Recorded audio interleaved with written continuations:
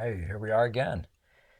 And today is a day of, I guess, reminiscing of a sort.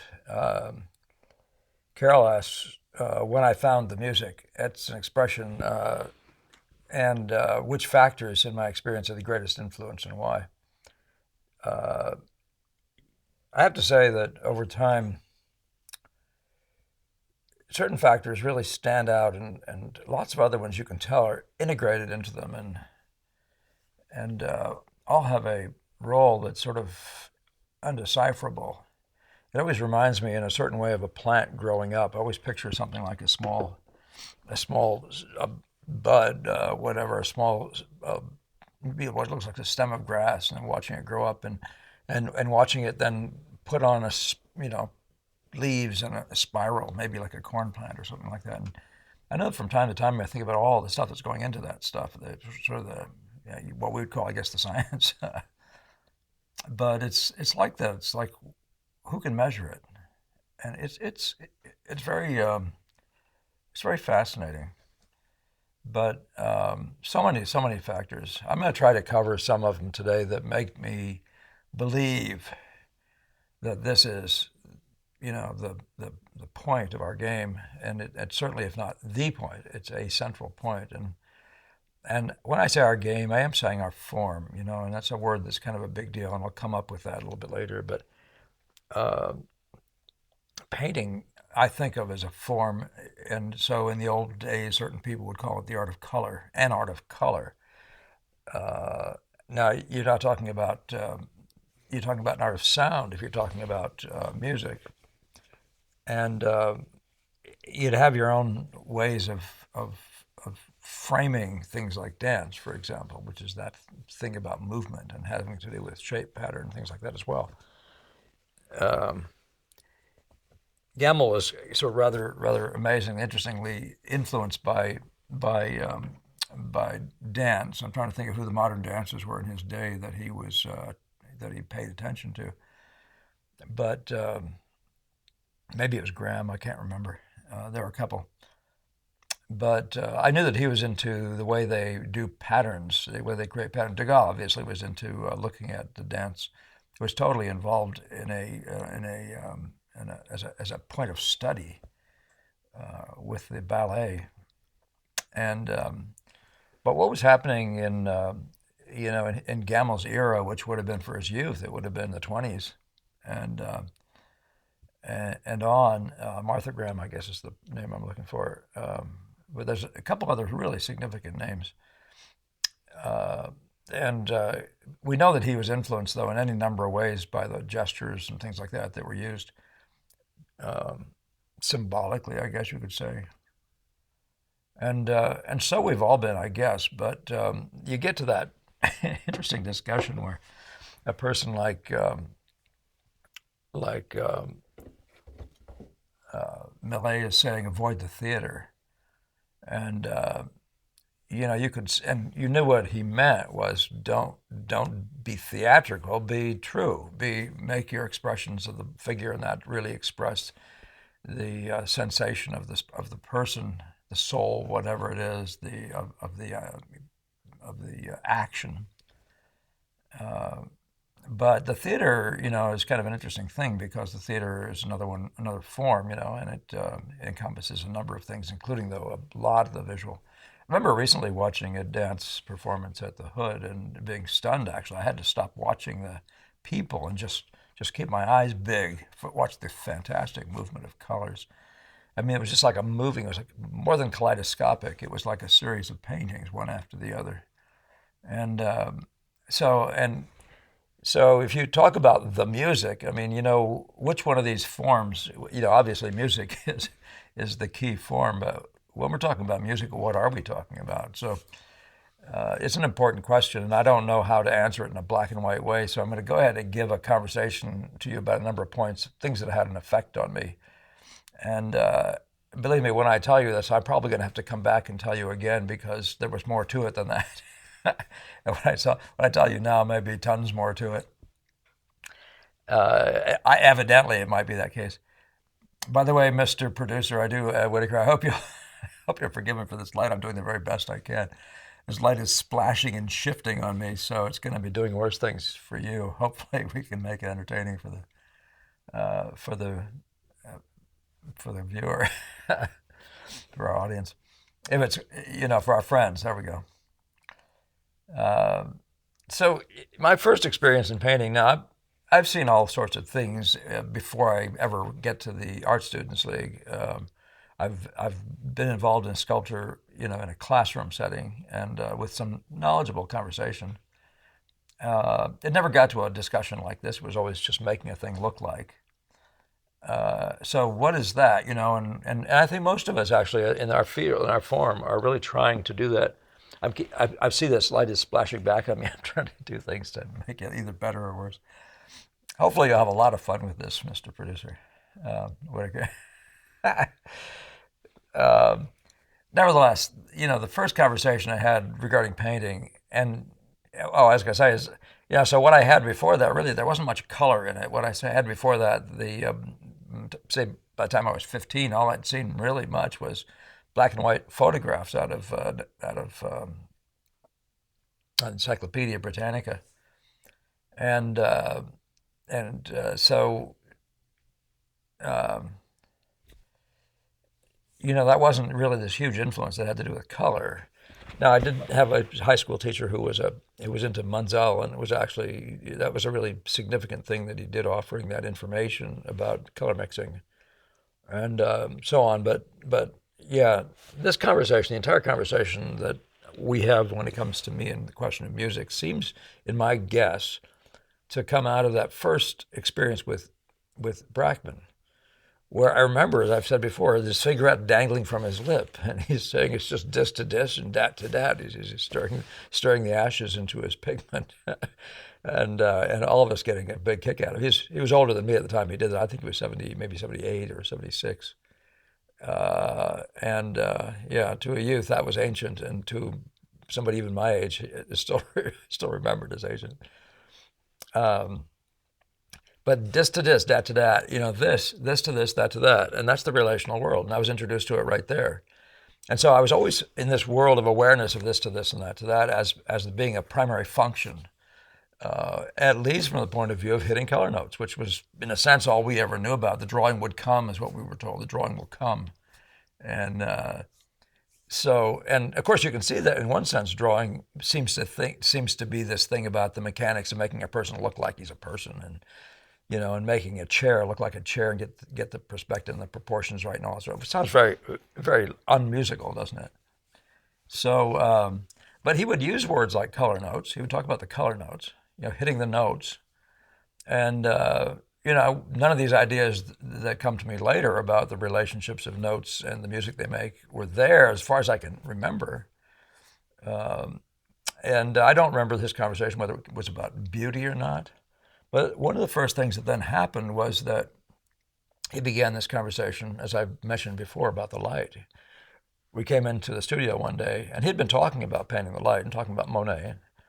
And by the way, he was probably the most forthcoming, I think, of all the teachers I had. I mean, apart from Hale, who really did lay out his anatomy lessons with enthusiasm and lots of energy and content. So, and you all know that how I laugh now about what I really think. But so the day that Brackman came in and said, "I want you to come over and look at this painting. This person has actually made the light sing, or made the light." Forget it. I don't know that he used the word "sing," but he's somebody here has made light. So the appearance of light, the effect of light, and it comes into the conversation at that point. And the truth is, the shock to me, that the fact is, it was so beautiful. And I looked at nature, and I knew what he was looking at, the painter was looking at, and I didn't think it was a true note. But Brackman was right. It was light. It looked like somebody painted light, and it had that content, that aesthetic elevation thing that went on. And so the light becomes this factor all the way along in the rest of your training. And at the same time, well, I shouldn't say then, because it came later, because I began to read once I got to Gamel. I began to read, and I was reading Degas' notes, thanks to Gamel's translation, Gamel's Shop Talk of Edgar Degas. And Degas, at other points, I may have already read about Degas' conversation about the two colors side by side and what they do. And that idea of the beauty of these two colors, different values side by side, the same color in two different values side by side. And you could say the same thing about two different chromas, two different intensities of the same color side by side. And what that does. And that gets something going on in your head. What do you mean what that does, right? And of course, eventually you see Degas, this astonishing colorist in in maybe the grandest sense of Western art. And fascinating stuff. It just keeps going on and on. So, but I would say that probably before that, because I'd read Michelangelo, I remember running into his conversation about counterpoint. Now, some of these terms, by the way, I understand are musical terms. I have no musical background, so I don't have, and I shouldn't take anything away from my grade school music teacher, a German woman who played the piano and taught us, and she was ferociously German in the sense that she loved Beethoven and all the greats of her background and would try to inspire us. But I never had ears, as it were. I was always an eyes guy, right? So, but Michelangelo talks about counterpoint, and he's talking about how a piece of shall we say, the hip on a figure standing before you, the grand curve of that thing is picked up. So we're talking about play and counterplay, right? And now there's this thing going on that I know has been a significant factor in my entire development toward what you think of as the music. By the way, Carol, I really want to say your name and thank you for this. I don't know that I said that, and I really do appreciate the question and the discussion that you bring out. But that is in a linear way. That's a significant thing because it opens you up to the idea of relationships and the idea of interplay, which is the very nature of music, to my way of thinking. Right? It's just the series of notes that play off of each other and have timing between them and that sort of thing. And by the way, whatever else I tell you about music, believe me, I'm not trying to tell you anything I know about music. I'm talking about my general personal sense of musicality. Something that, we all get a sense of how music flows, and how it, the sort of ride it takes you on that's so pleasing, and so that's the limit of what I can say. I don't know music. And by the way, if somebody out there would really like to have a conversation with you who really knows music, I'm talking about a composer or somebody, we have some ears out to the ground, shall we say, and we're looking at a couple of people, but I would love to have a conversation with a musician who has the ability to speak about the ideas like color and chroma and whatever else is in music, and just speak about what that experience is. So I personally could fill it out, but my viewers could also begin to correlate forms in ways that maybe, or even see how they don't correlate, but maybe the ways they've never thought before. Now, Corot used to refer to his notes, his paintings, as his little tunes, and he takes this very humble approach to it, my little tunes. There's something about what he's doing that becomes different. And by the way, I really wouldn't take anything away from Claude Lorraine, people like this. There's an incredible amount of what I would call music in Claude Lorraine's landscapes. Even in people like Rysdale. I mean, I don't think people are missing this idea. But Corot has his little tunes. He calls them his little tunes. And you do get the sense that he's, like I mentioned about Giorgione, that he's in a world now where his thought is musical. His thought is something other than the story, if you see what I mean. Now, you could say the tune. I don't take tune or music to mean words, and that's a big differentiation. So, the little tunes, but then Aang has this conversation about beauty and truth that's sitting on me, right? And that as soon as I get to Gamel, that's one of the first things I read. Gamel offers his translation, which, by the way, I will send you if you'd like. Just email me and ask for it. But his translation of the comments of Amari Duvall, a student of his, and but his conversation is persistently about beauty and truth and beauty. And of course, you know that there's a truth phenomenon. The study of nature is mastery of truth, right? But his always doing this thing with truth and beauty, and it didn't occur to me then that the road to truth was through beauty. And at some point later, I ran into the Einstein conversation, right? And I've mentioned it to you before, where Einstein's looking at someone's theory, somebody's presenting him a theory. I don't know how you do that in the physics world. Do you present that in prosaically, or do you present that as a formula? But Einstein apparently looked at it and dismissed it rather abruptly. I don't know if abruptly is the right word, and I'm trying to remember what book you could read that story in. It might be Dyson's book. If you look up Dyson, what's his first name? Freeman Dyson. I think there's a book in which he maybe tells that story. He's trying to bring Dyson is trying to bring physics to the layperson.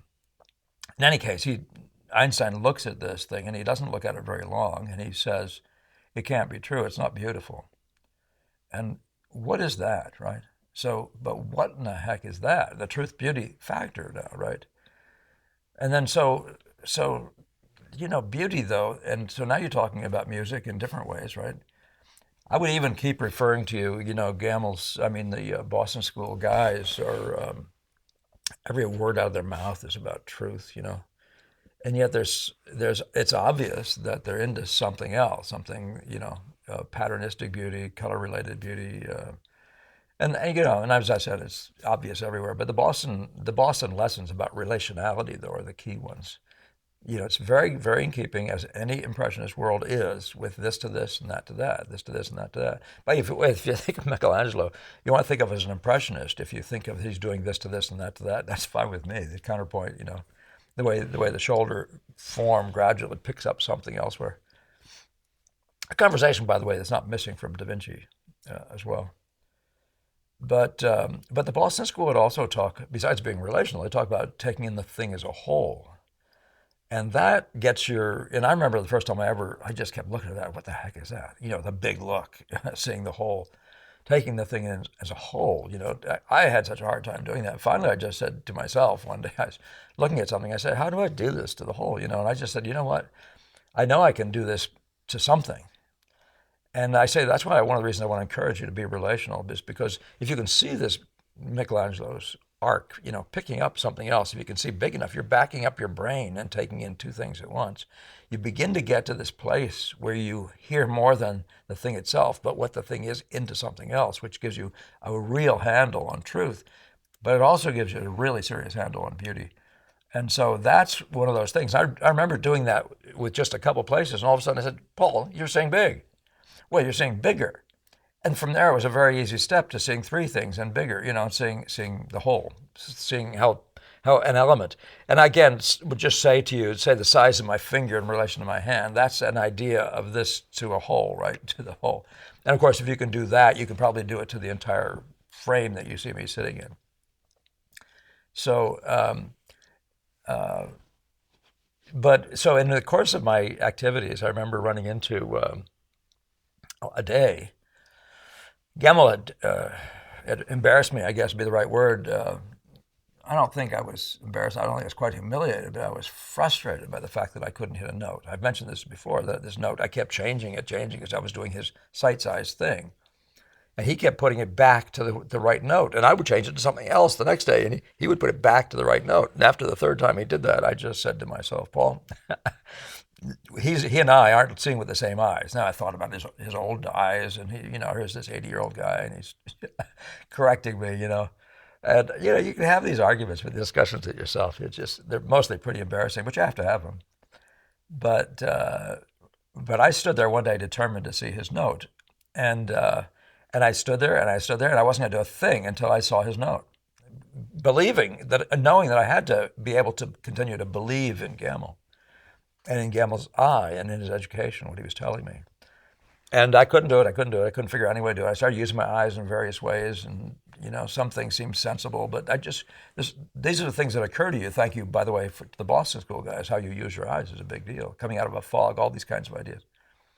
But what happened finally was, as I was about to leave, I realized I was frustrated and I was going to go get lunch or something or other. And I turned my head as I was walking past the setup and maybe swinging my head. All of a sudden, there they were, Gemmell's notes. They were sitting there. I took me some time to figure out what had just happened, but I saw them in their context. Context was the whole thing, and I'm telling you that each one of these things is leading to the question of the music. Don't think I'm losing track of the idea here, but but it took me some while to sort on that. What in the heck? What just happened? I just saw Gammel's notes. And I started finding ways to use my eyes that way. Like, just how about not looking so hard? How about looking easy? And how about just moving your eyes more? Various things like that. Eventually, of course, you realize that a lot of the color is in the external parts of your eyes. The best part of your color is probably not in the foveal part, or at least somehow or other some conversation like that goes on. Fovea being that zoom in part. It's so typical of sight size. By the way, that whole idea of sight size, to the extent that it means transferring a real one thing to one thing over here to make it sit over here, you don't get to the music that way. So that's one of those reasons I sort of pick on the sight size mindset, because I don't think you get to the music that way. Now you may get to the music anyway. I was taught that sight size stuff, that sight size methodology. And I want to say again, don't confuse yourself with sight size being the size of the, painting like Sargent did with the model, with the painting alongside the model, so they appear to be the same size. Sight size is what I'm talking about it in a pejorative way. It's a methodology in which you try to transfer actual, so to speak, over to a canvas. Actual sizes, actual whatever, and you're not living in the relational world. So how do you get to color if you're not into the relationships of the notes, right? I'm sorry, how do you get to music if you're not in the relationships of the notes? So, but what happened though, very subsequently, is I was painting one day and I was doing the right things with my eyes, and I began to see strange music. And this is the first day I saw this. I just was standing there painting and I was trying to hit a note. And I took in more of the whole, and all of a sudden I was electrified by the beauty of these three or four things, and particularly the note in its context and what it was doing. And I was so stunned by it. I felt almost shocked. I felt like, what do I do? And it's like, and I've said before, it's like Moses in the burning bush. Take off your shoes, right? Just do something, because this is special ground here. And that was really a turning moment for me, when I realized there was something happening here that was better and bigger than anything I'd ever thought to see before. And it was very much the stuff that made me love painting, that made me want to be there as a painter. And so that was the sacred ground moment, and we're encouraged in the Paxton model to stand in front of nature, look 4 times for every time you make a mark, and that sort of stuff, which all those things, I was encouraging things out of some of the Boston School thinking, looking longer, becoming an observer, becoming a watcher, and then getting relational is about the only thing. When you start getting relational, you begin to really see what you see, right? And so at that point, I began actually looking for the beauty. And I realized it's giving me more of the truth. And I was now talking just about color notes, just about, verification of color notes. This to this, that to that. Before you know it, you're getting more truth. But in the meantime, you're actually engaging music. You actually, you begin to look for those things. So you're trying to hit this note here. Begin to look to see what it plays off of beautifully, right? And if you see what plays off of beautifully, and you're talking about 2 and 3 notes, something happens there. You could say it's music, but it's almost like it's sitting still and being music in this, like music has this funny way of being that note, this note, this note, this note, and it just goes on past you, and to me, sometimes it's amazing. It sounds like music because it's just flying by, bang, bang, one note, one note, one note, one note. But obviously something is happening there, right? Where they hang together for significant parts, and sometimes in your memory even longer. So, that stuff begins to happen. It's happening more and more, and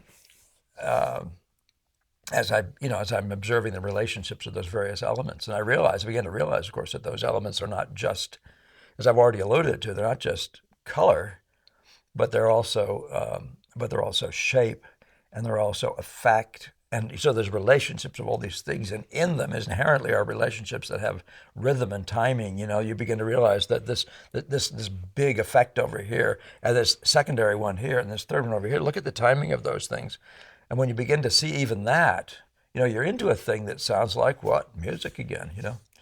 So, and that's when you might think of phrasing. That's a word that I guess is a word, a musical word. But yeah, so you begin to see rhythms in these things, timing. You see rhythms. To my mind, rhythms have significantly to do with things that are like. So if you see the blues and you see blues playing off of other blues and other blues, you know what I mean. You begin to see how they come and make rhythms. Like a rhyme scheme. It would be maybe another way to say it. But there's a certain timing between notes that then maybe repeats again, and you begin to see these sorts of things. So, and I was only trying to make likenesses, right? But now I'm getting seduced into something else, into what I'm calling now beauty, which is, again, brings you all the way back to this whole Degas discussion, about, or this whole discussion about Degas, where you realize this guy has done something with music. And we ran into, recently, and I must have read it way back when because I read all of his quotes, but Stevens, one of my students is a well-trained musician and has written his compositions and those sorts of things. And the first thing he saw, and it wasn't very many quotes down the list I gave him, and that's another one you can have from me if you want, is a translation of 150 of Alfred Stevens' quotes. But one of the first few has him saying, "Colorists love music." And I've always known that there was or for a very long time, I've known there was a quality about color that it does something different from what we think of as object drawing.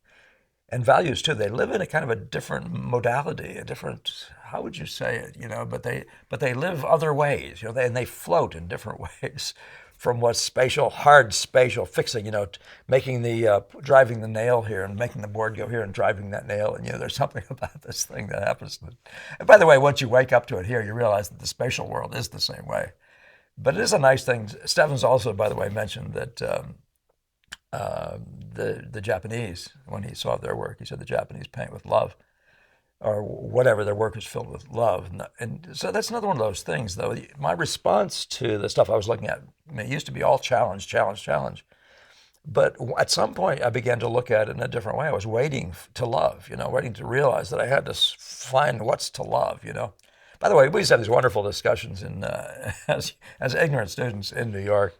And I say ignorant, that'd be me. Now, the rest of them are all smart guys, right? But there was a whole discussion about the magic and it, right? That this picture just doesn't have it. And there'd be a discussion about the magic. And so these are the kinds of things, though, that also hang out there with this idea of love, this idea of a response. And, of course, everything to do with the elevation of the soul and all those sorts of things that are combined in a nurturing way, via music. When I'd mentioned the studies before, when people realize there are musics that are actually better for humans and there are musics that actually are not so good even for your body. But somewhere along the way, I read Suzuki's Nurtured by Love. One of my students, Lynn, actually gave that to me. Her child had been studying with someone who did the Suzuki method, which is it's a sound-based, not a note-reading method. It's sound-based. He tries to get you early into just hearing notes and hearing their interplay of notes. And again, if I could do that with my students, I would really do that. Not so much put you into Suzuki's world. By the way, his book was called Nurtured by Love. If I didn't mention that already.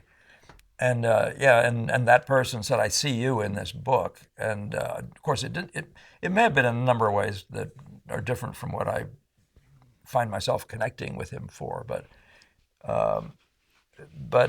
nevertheless, you can begin to make those connections. These are things that may have had significant influences on me to wake up again, But so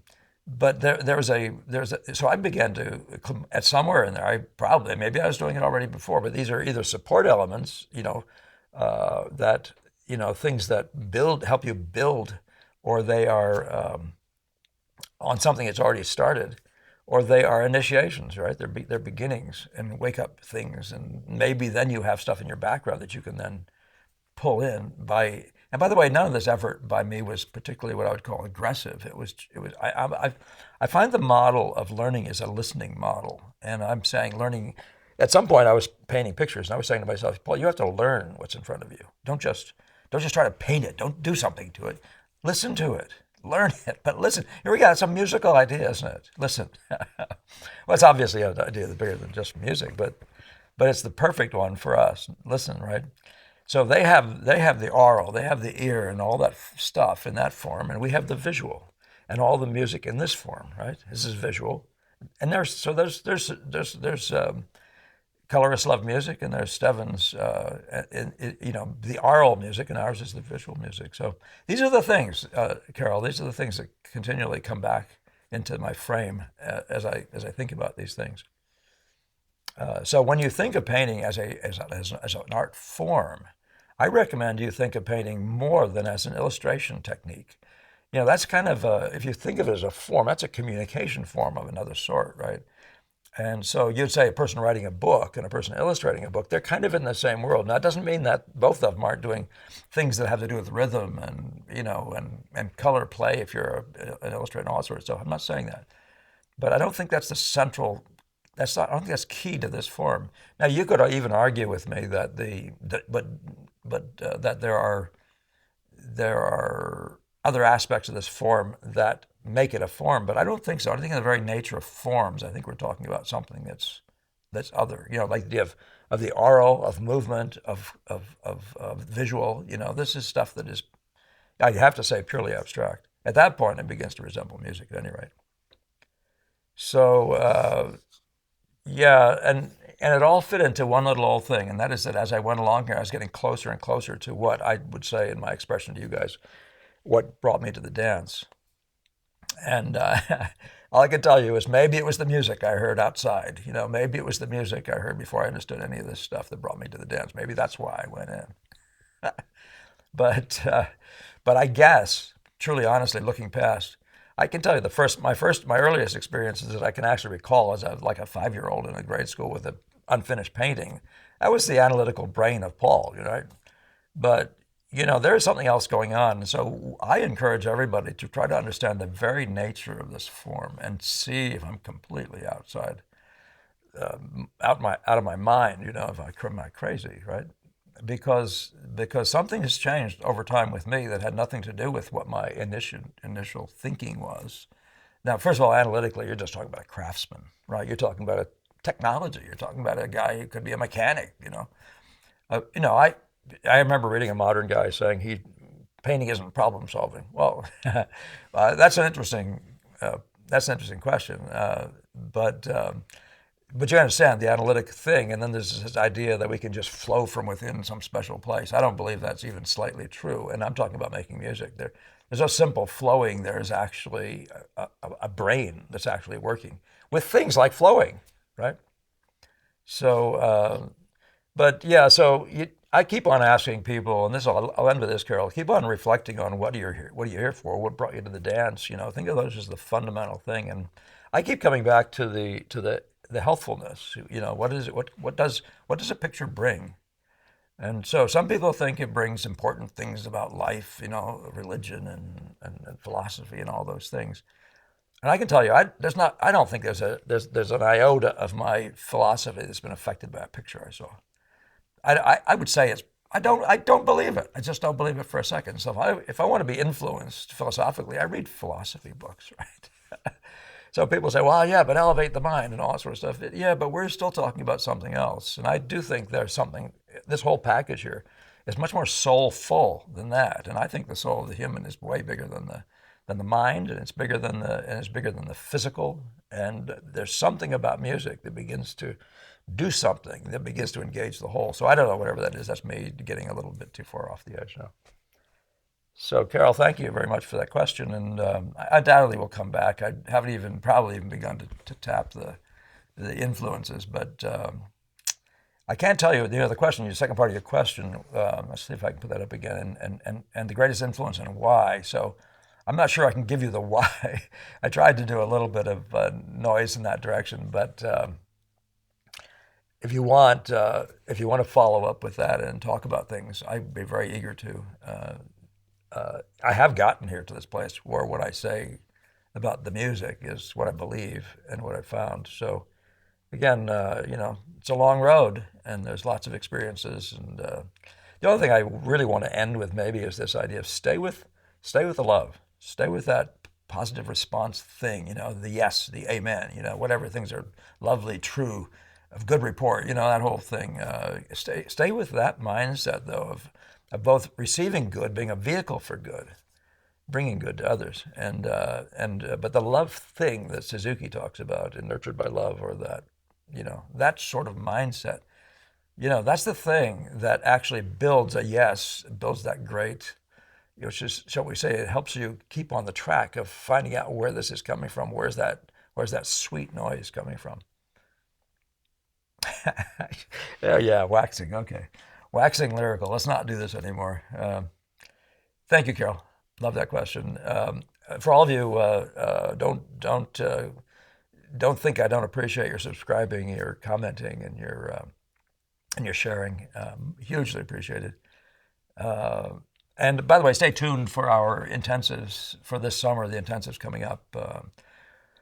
We expect things to be a whole lot more free for people to, not free of charge, but for people to be in the studio. And this is a pretty serious intensive. I do see that a couple that's been there before is talking about coming back. So yes, it is a long road, isn't it, Liz? And so in any case, all right, this has been a long one already. I'll take off. Have a great week, guys. See you in a few days.